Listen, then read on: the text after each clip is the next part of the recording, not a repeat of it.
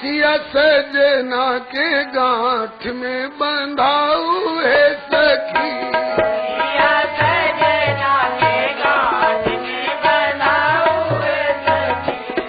सब दिन के मनोरथ पुराऊ है सखी, सब दिन के मनोरथ पुराऊ है सखी।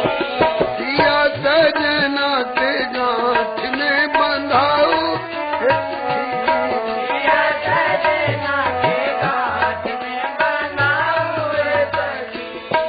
बर के पटुका के कोर सिय के चुंदरी के छोर, बर के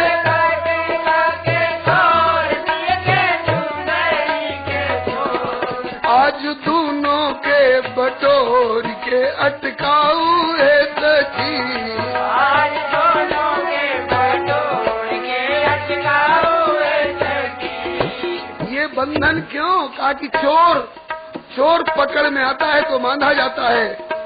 मिथिला के सब नर नारी पर ही कैलन छापा मारी, मिथिला के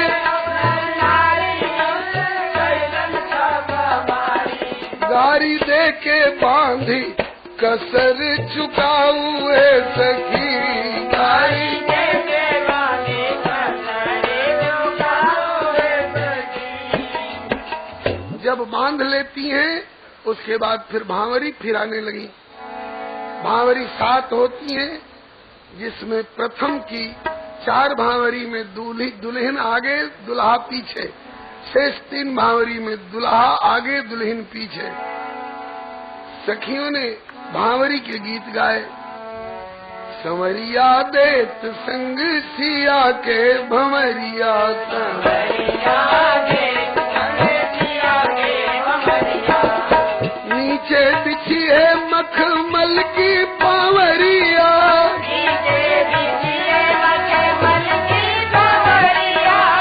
ऊपर से डोल रही सुंदर चंवरिया, संवरिया देत ऊपर से डोल रही सुंदर चंवरिया, भंवरिया देत संग सिया के भंवरिया, संवरिया देत संग सिया के भंवरिया।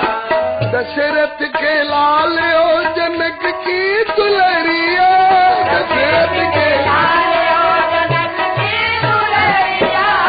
शोभा श्रृंगार छवि मुनि जन मनहरिया, संवरिया मुनि जन मनहरिया, संवरिया संग सिया के भंवरिया।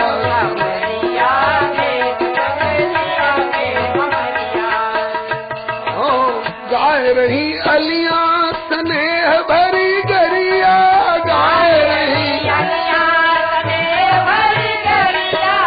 करे होम लावा लगावे फूल झरिया, संवरिया देत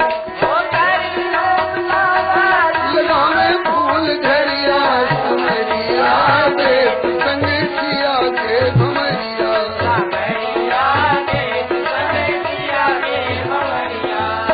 मुख पे लहरात ललित मोतिन की लरिया, मुख पे लहरात